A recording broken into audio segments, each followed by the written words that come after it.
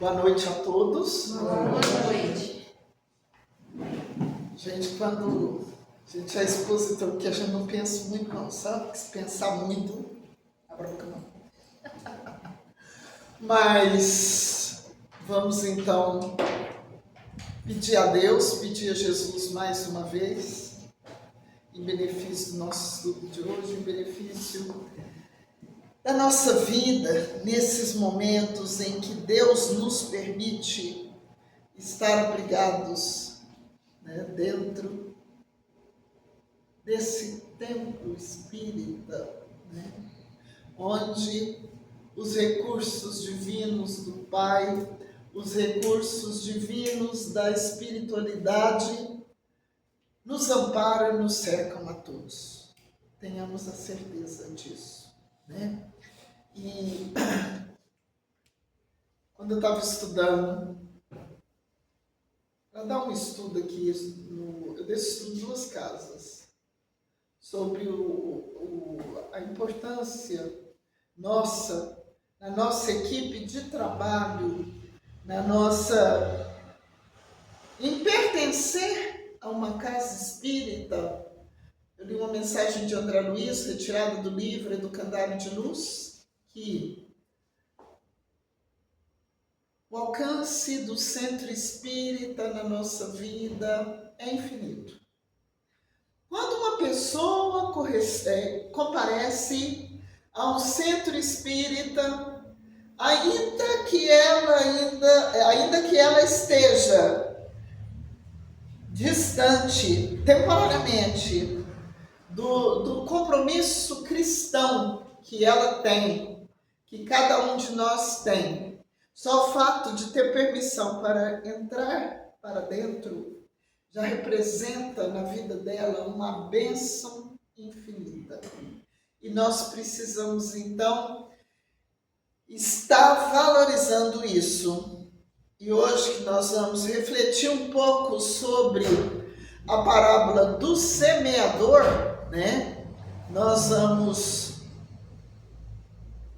pensar nisso, né?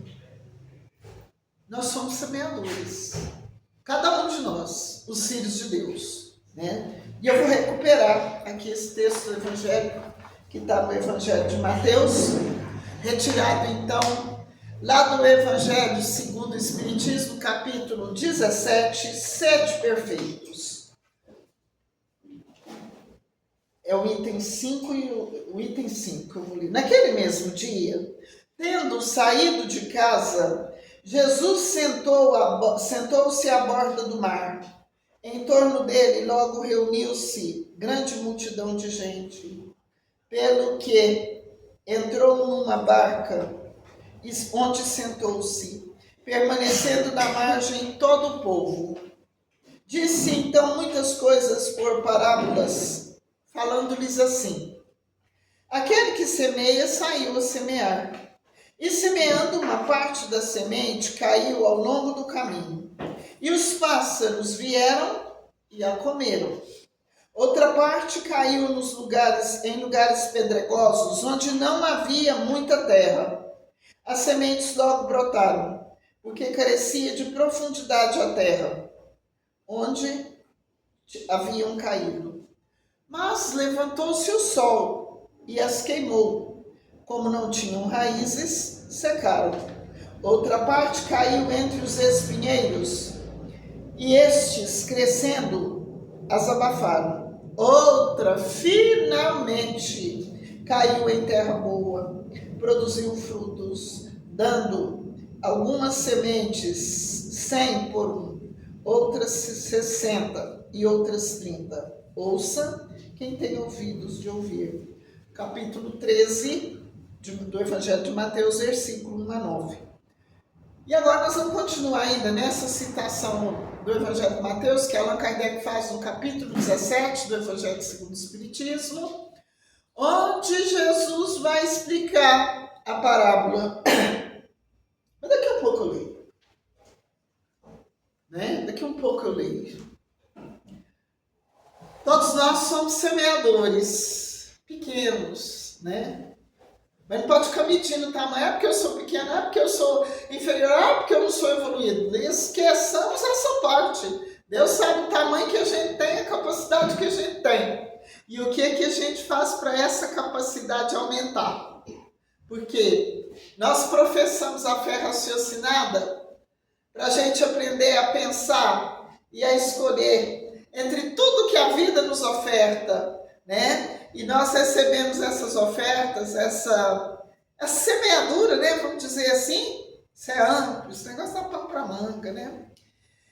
De acordo com a nossa capacidade de compreensão. Ora, se professamos a fé raciocinada, que é a fé que se baseia no uso do conhecimento, então nós temos que fazer o esforço que nos compete, o que está ao nosso alcance, do tipo cada dia mais, cada dia se esforça mais, cada dia melhora mais, cada dia se aprimora mais, para aumentar a nossa condição de aproveitamento das bênçãos que nos são dadas, para que a gente cumpra o planejamento reencarnatório, para que a gente cumpra o compromisso que a gente assumiu no plano espiritual com a nossa evolução, porque todos nós assumimos esse compromisso. Eu já trabalhei, já tem uma palestra minha sobre planejamento reencarnatório, tá no meu nome, lá no YouTube. E vou fazer essa palestra em algumas casas. Mas o que é o planejamento reencarnatório? O plano divino da nossa reencarnação. E essa lição está num dos volumes da coletânea se posso falar assim, da coletânea de livros que compõe a metodologia de evangelização de espíritos, da qual Eurípides Barçanufo é o coordenador. Eu comprei essa coleção numa viagem que eu fiz a Sacramento há muitos anos. Antes disso eu já tinha lido uns 2 livros, agora eu já li uns 4. Eu começo, o negócio não é muito fácil não. Se eu vou ficar lendo assim, tudo que eu tenho vontade no estudo para as palestras. Mas o planejamento reencarnatório são as marcas, o compromisso que a gente fez, as linhas básicas da nossa vida. Então, lá no livro Os Mensageiros, está lá o planejamento reencarnatório dos médiuns. Vou falar aqui um pouquinho sobre o planejamento reencarnatório de Otávio. Vocês vão ler lá no livro Os Mensageiros. Os planejamentos reencarnatórios está lá com o título dos médiuns, o nome dos médiuns, no título. A queda de Otávio, a experiência de Joel, o desastre de Acelino. Vou parar, pronto.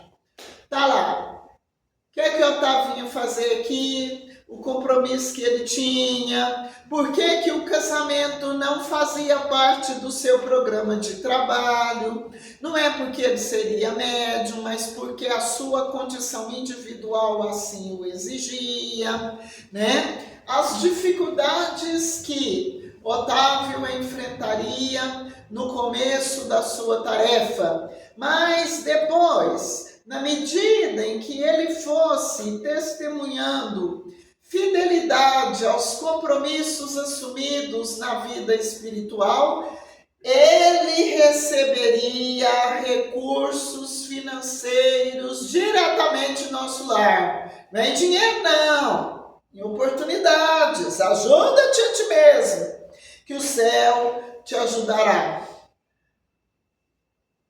O grande semeador é quem mesmo? Quem mesmo? Quem?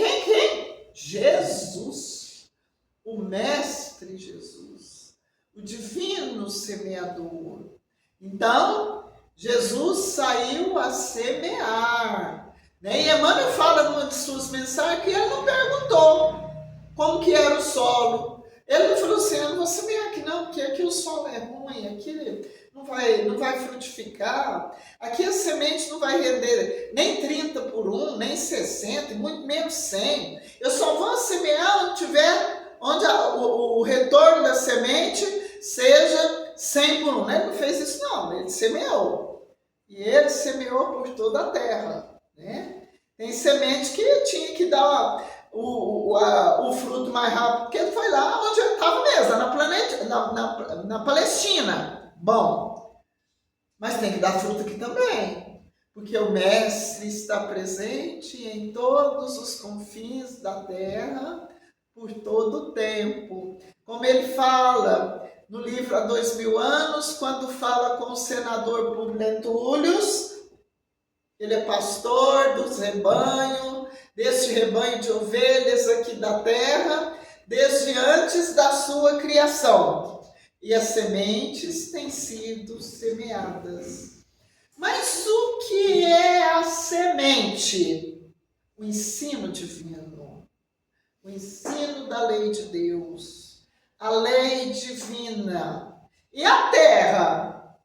Nosso coração, nosso espírito, a nossa prontidão para ouvir e cumprir o ensino da lei divina, para se harmonizar com a lei divina, né? Então, nessa mensagem que eu andei estudando aqui, tem espírito que está bloqueado, encarnado também, bloqueado para não compreender a lei divina, e não quer compreender não. E compreender a lei divina significa que a gente tem que arregaçar as mangas e tomar a charrua. Mas o que é charrua? É uma máquina agrícola que usa para poder revirar a terra, né? Revirar a terra. E a charrua evangélica, a gente tem que se entregar à luta, ao bom combate, para transformar o nosso espírito, para ser receptivo aos ensinos do Pai, para que em nós, na nossa vida, diante do nosso espírito, as sementes frutifiquem pelo menos 60 por um, pelo menos. 30 já não é para nós mais não, é de 60 para 100, né? Então, a gente precisa pensar. Nós estamos vivendo de forma que a gente não se considera espírita. Nossa, mas o que é isso? A gente vive como se fosse materialista. Como assim? Uai, tiramos tempo para fazer as nossas reflexões, das nossas ações no dia a dia. Nós tiramos tempo para pensar qual tem sido o tipo de relacionamento que a gente tem oferecido ao Pai Eterno. Porque muitos são os chamados, todos recebem a semente, mas poucos são os escolhidos. A maioria semente vai lá, até brota, mas não cresce, porque qualquer dificuldade larga tudo, vai cuidar de outras coisas, esquece que é espírita, esquece que lê o evangelho, deixa até de ser espírita, eu não sei como é que dá conta, eu não sei como que dá conta de ser espírita e largar de ser espírita. Então nós temos que pensar a nossa condição de cristão, a nossa condição de filho de Deus. E a nossa semente, o ensino que a gente recebe da lei divina, tem que frutificar. Tem que produzir muito. Produzir tanto. Realizar tantas modificações no nosso mundo interior. Até o ponto da gente pensar, nossa, tenho passado, vamos dizer assim, por poucas e boas, que a gente passa. A vida não é fácil não é brinquedo não, para ninguém. Só se a pessoa estiver brincando de viver. Mas como é que a gente tem atravessado as dificuldades? A gente procura se apoiar no ensino de Jesus, na companhia de Jesus, porque tem uma coisa que a gente precisa repetir, repensar, fazer as reflexões. Por que fazer as reflexões é tão importante? Porque os espíritos superiores sintonizam com o nosso desejo de busca e aproveitam esses momentos para falar através do nosso coração, através do nosso espírito, né? Através da própria consciência. Vixe Maria, vou fazer uma confusão com esse termo, nossa. Através da própria consciência. Esses ensinos precisam frutificar quando a gente se melhora, né? Tem que perder a vontade de revidar as ofensas. Tem que perder a vontade de ser franco. Ah, mas eu sou muito franco, então faz muito crueldade, faz muito trem doido, muito trem esquisito. E quando a gente joga a pedra cai aonde? Na nossa cabeça. Tem jeito não, tem que mudar.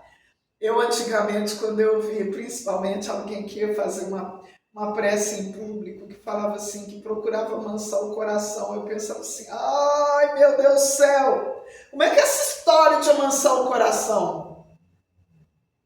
Não é tão fácil não. Começa racionalmente. Como? Baixa o facho. Vixe Maria, feroz hoje. Abaixa o facho. Ah, é porque eu queria falar, porque eu queria falar, porque eu queria falar, porque eu queria falar. A gente tem que falar nada. É nada. Tem que refletir. O máximo a gente fala com a gente mesmo.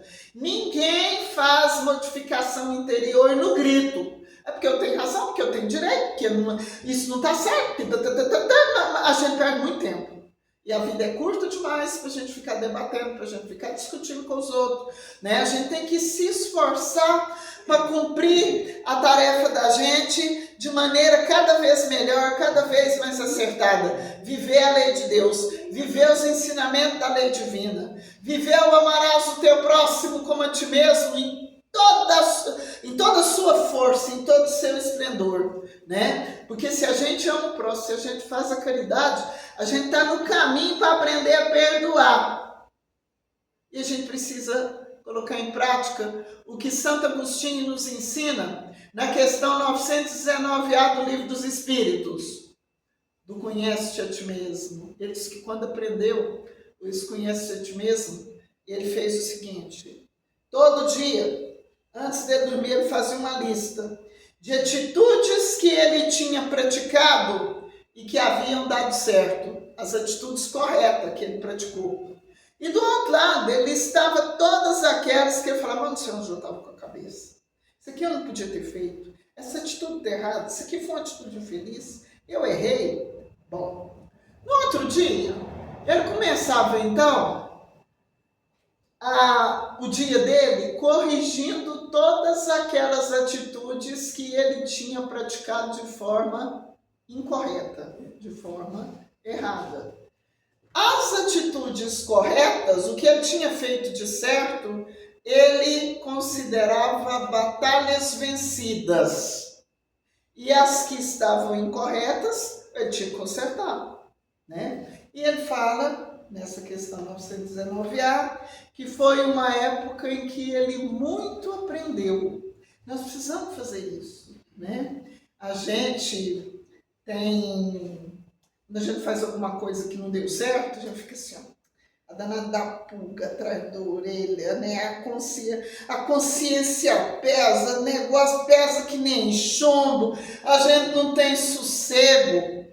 É melhor recuar às vezes do que praticar o mal, ofender os outros. A gente tem que fazer um exame de todas essas questões para a gente ter saúde moral, saúde espiritual, equilíbrio, né? A gente precisa pensar nestas coisas, né? Nós não podemos ser mais aqueles que chegam, ficam entusiasmados com a doutrina, e Jesus fala dela aqui, né? Dessas pessoas aqui nesta parábola do semeador. Depois qualquer dificuldade deixa. Houve um tempo em que eu tinha um estudo lá no Bezerra, eu fui coordenador de juventude no Bezerra uns 8 anos. E de vez em quando, não só lá, mas no ESD, eu fui monitor do ESD também há muito tempo. E a pessoa começava, quando eu falava assim, agora vai. Ah, mas eu vou prestar um concurso, eu não estou podendo, eu vou deixar sair e ir embora. Ah, mas meu pai ficou doente, minha mãe ficou doente, nem cuidar do pai nem da mãe, não. Às vezes ia dar no trabalho. Saía e largava o centro. Saía e largava dificuldade, né? Largava o trabalho. A dificuldade aumenta, né? O negócio fica mais complicado. Então, a gente precisa pensar. uso da parábola do semeador é um exemplo das diferentes formas como a pessoa vive a lei divina. Como a pessoa vive... obrigado. Como a pessoa... Como a pessoa vive a lei divina. Da seriedade. Nós precisamos ter constância.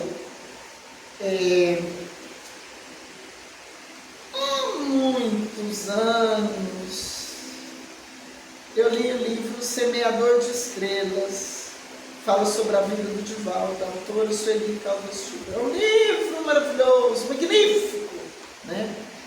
E naquela época eu estava escrevendo a dissertação de mestrado, eu assumi isso muito solitário, duro, saiu sangue junto. E o Divaldo fala assim nesse livro, uma história muito bem contada pelo Sueli. Sueli era um excelente escritor espírita, prova difícil. Também que eu não vou escrever nada. Vocês vão ter que ter paciência com a minha fala. Muita paciência mesmo. Não vai colher nada nessa semeadura, não. Então veja só. E ele fala assim, que o médium ele precisa de ter pelo menos uns 10 anos de trabalho constante, fidelíssimo, para que a espiritualidade comece a contar com ele. Mas eu não sou médium. Vocês que pensam, porque na obra espírita, na codificação, todos são médios, em potencial, vamos dizer assim, maior ou menor. Para a gente aumentar isso, não é aumentar a capacidade de perceber a vida espiritual, não é a capacidade de perceber os fenômenos, é na capacidade de viver o ensino do Evangelho. É aí que o terreno vai se tornando propício para que a semente da lei divina frutifique no nosso mundo interior. E a gente, na medida em que a semente vai frutificando em nós, na nossa vida, automaticamente, naturalmente, a gente distribui, a gente semeia também, uns com os outros. Olha que coisa maravilhosa. Na vida familiar, os pais são semeadores da lei divina, do ensino de Jesus, da lei de Deus no coração dos filhos, através do hábito de educar e evangelizar, que um não é separado do outro. Educar e evangelizar os filhos é uma coisa só, né? Os pais são também semeadores do bem, em toda a sua plenitude no coração dos filhos. Escutai, pois, vós outros, a parábola do semeador. Quem quer que escuta a palavra do reino e não lhe dá atenção, vem o espírito maligno e tira o que lhe fora semeado no coração. Como assim? Qualquer chamado da vida material. Hoje tem um jogo do meu time, vai dar para ir lá naquele centro. Não, que eu quero assistir o jogo, né? Vai passar aquele programa que eu quero, assim, que eu estou esperando tanto, eu tenho que ir, né? Se não vier gente aqui em casa, eu vou no centro. Mas então não tem jeito, não. Para ter firmeza, olha, tal dia, tal hora, eu tenho meus compromissos no centro, vocês não podem ir lá em casa, não. Primeiro tem que telefonar, né? Para saber se pode vir. Mas e se for um caso sério?